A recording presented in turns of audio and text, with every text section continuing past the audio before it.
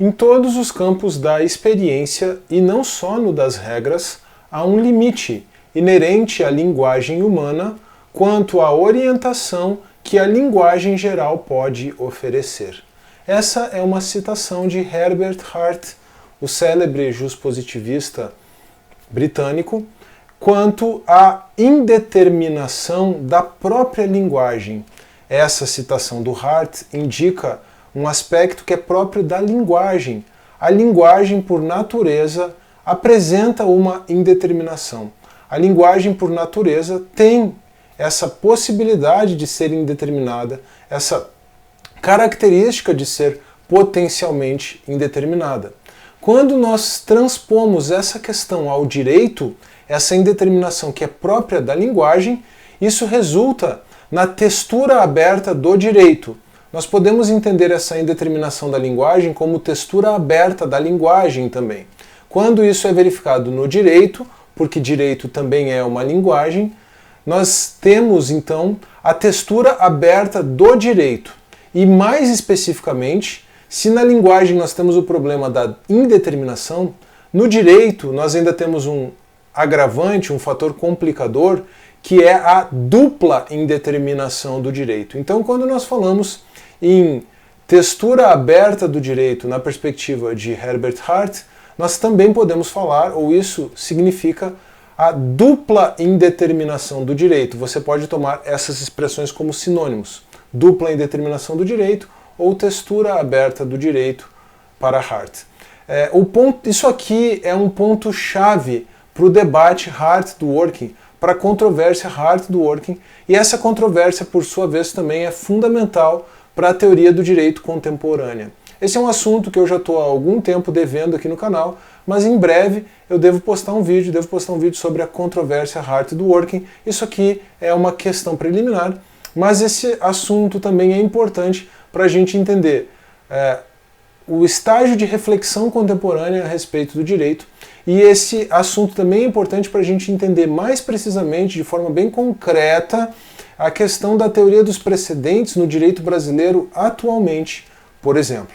Então, vamos definir aqui de forma bem direta, bem objetiva. A textura aberta do direito, ou a dupla indeterminação do direito, é primeiro linguística e depois normativa. Então, uma dupla indeterminação, uma indeterminação linguística, que é inerente à própria linguagem, e uma indeterminação depois normativa. É nessa indeterminação normativa que a gente vai avançar no direito em relação àquela indeterminação que é própria da linguagem. Então, vamos lá. Primeiro, falando da indeterminação linguística, nós vamos perceber que a indeterminação do direito é algo não intencional. No aspecto linguístico, a indeterminação do direito é não intencional. Por quê? Porque essa indeterminação decorre da própria linguagem. Quando palavras têm mais de um sentido, elas terão mais de um sentido no direito. Tá? As palavras têm mais de um significado e as frases que juntam palavras podem ter diversos significados possíveis. Tá? Esse ponto aqui, em especial, é o que está por trás da ideologia dinâmica da interpretação.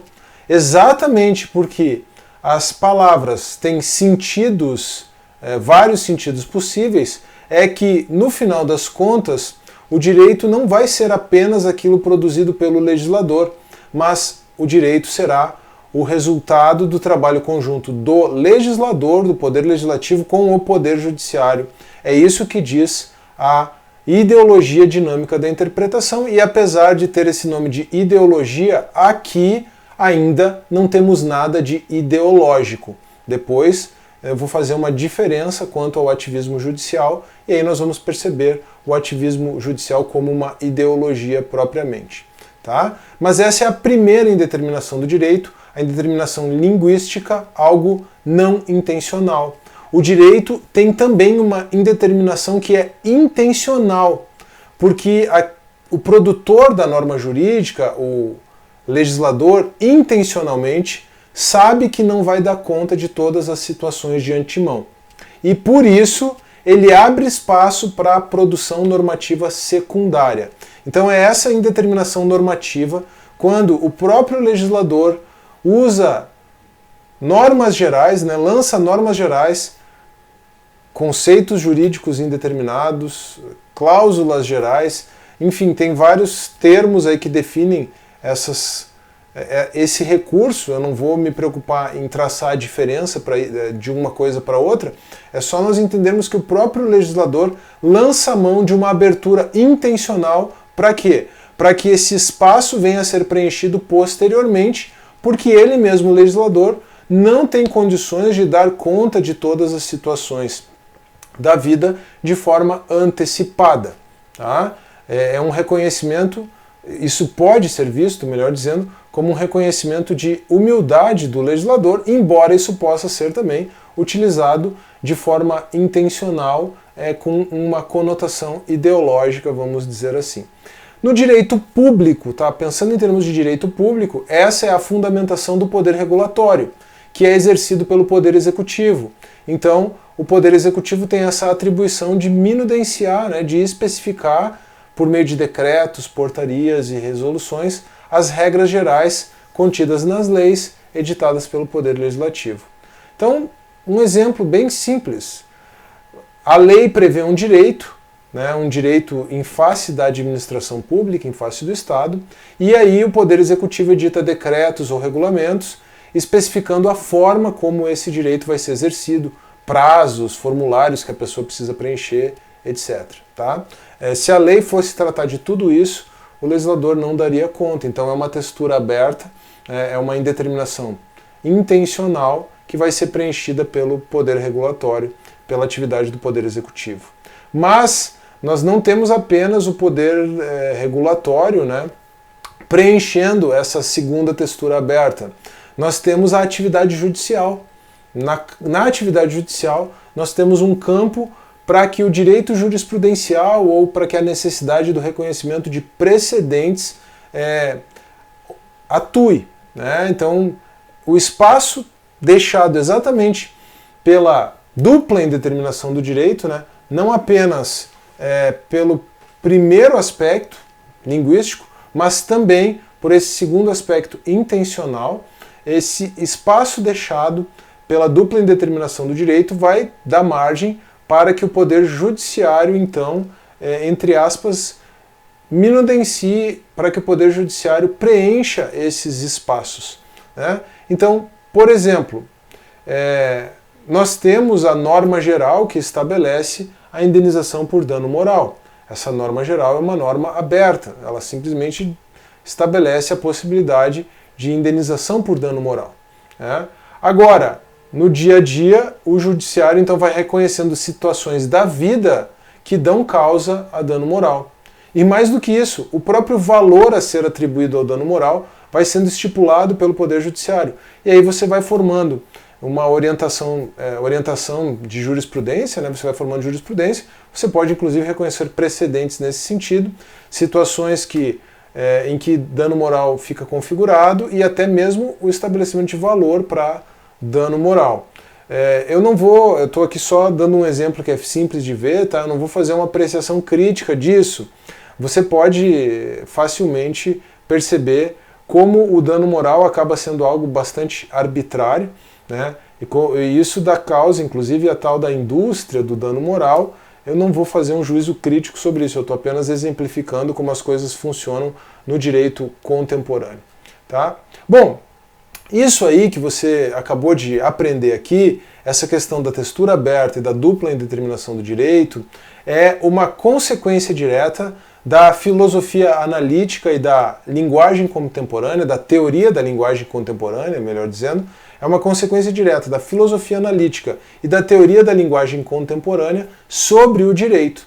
Quando você se aproxima do direito a partir daquilo que a filosofia analítica ensina, daquilo que a teoria da linguagem contemporânea ensina, quando você se aproxima do direito a partir de uma compreensão linguística, você vai necessariamente se deparar com essa questão da dupla indeterminação do direito. Tá? Isso aqui então é algo que é interessante para todos aqueles que estudam o direito, para entender as dificuldades que são próprias à compreensão, ao estudo, à aplicação do direito, e eu trabalho isso de forma muito especial no meu curso de 1 ano, História, Filosofia e Direito, lá no Instituto Angélico, e esse curso, para os inscritos aqui no Direito Sem Juridiquês, está atualmente com 50% de desconto. Então eu vou deixar o link para o ticket aqui na descrição do vídeo, e você, se quiser se aprofundar no estudo de todo esse panorama, de todo esse pano de fundo histórico e filosófico por trás do direito, você pode se inscrever, se matricular com 50% de desconto no meu curso. Você vai ser muito bem-vindo por lá também. Agora, isso aqui também interessa para a gente entender a fundamentação, a teoria dos precedentes, ou a assimilação, né, de uma força de precedentes, a força vinculante dos precedentes no novo Código de Processo Civil. Isso aqui está muito ligado com toda a playlist de precedentes aqui do canal, mas especialmente com o vídeo sobre a ideologia dinâmica da interpretação, que eu inclusive já mencionei anteriormente aqui neste vídeo, tá bom? Agora, uma coisa importante, tá, para a gente se encaminhar para o final. Uma coisa importante é a gente diferenciar esse problema da dupla indeterminação do direito do ativismo judicial, tá? O ativismo judicial é um problema que está junto com o problema da dupla indeterminação do direito, e o ativismo judicial pode se aproveitar desse problema da dupla indeterminação do direito, tá? Mas achar que, por falar de ativismo...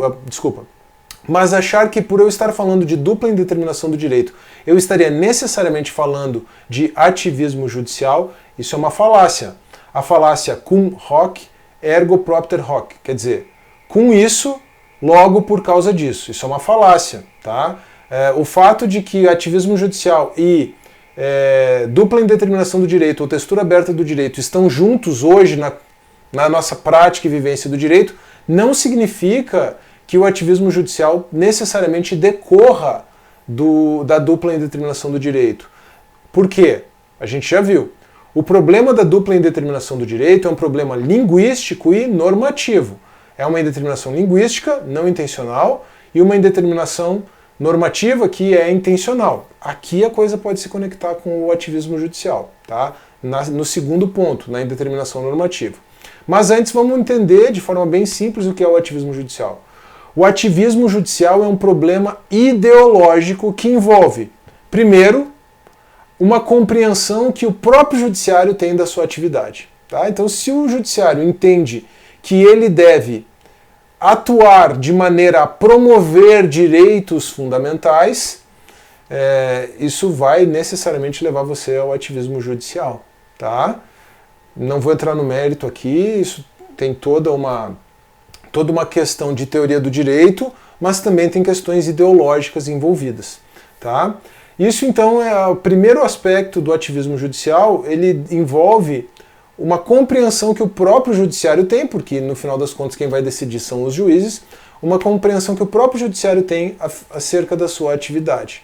Tá? Mas o problema do ativismo judicial também é um problema ideológico que envolve o tanto que a ordem jurídica usa de normas abertas para permitir essa complementação pelo judiciário. E aqui é que aquela textura aberta intencional, aquela indeterminação intencional do direito pode se relacionar com o ativismo judicial. Se o legislador intencionalmente deixar muito espaço para o poder judiciário, você vai ter necessariamente um ativismo maior do poder judiciário.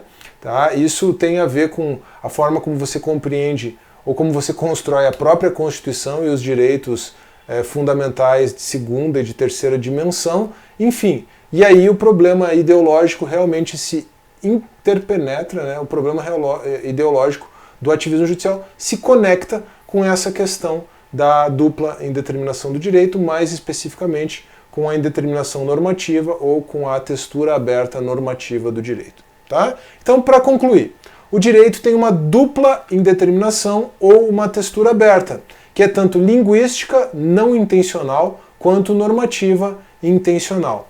Essa questão é fundamental para o debate Hard Working, que vai ser objeto de um vídeo no futuro próximo.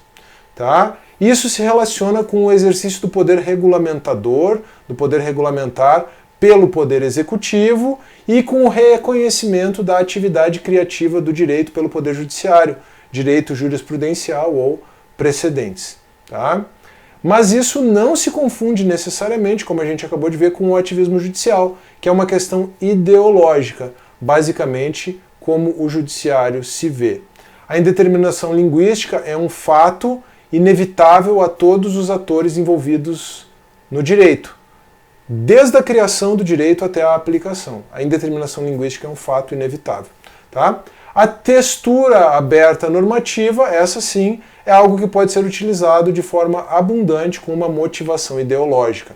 O próprio legislador pode dar a faca e o queijo na mão para o poder judiciário. Tá bem? Bom, encerrando aqui, lembre que o curso História, Filosofia e Direito, onde eu trato de todas essas questões de forma mais ampla, de forma cronológica do ponto de vista da história, linkando com o pensamento filosófico, com a evolução do pensamento filosófico, e depois tratando de filosofia e de teoria do direito. Esse curso está com 50% de desconto. Você vai encontrar o link para o cupom de desconto aqui na descrição. Não perca, eu aguardo você lá na plataforma do Instituto Angélico. E não se esqueça, por favor, também de deixar o seu like nesse vídeo, de se inscrever no canal, de compartilhar o vídeo com os seus amigos, com os seus colegas, com todos aqueles que você sabe que se interessam por essa questão de compreender como é o direito, e não se esqueça também de deixar o seu comentário aqui no vídeo, isso sempre é muito importante. Um forte abraço e até a próxima.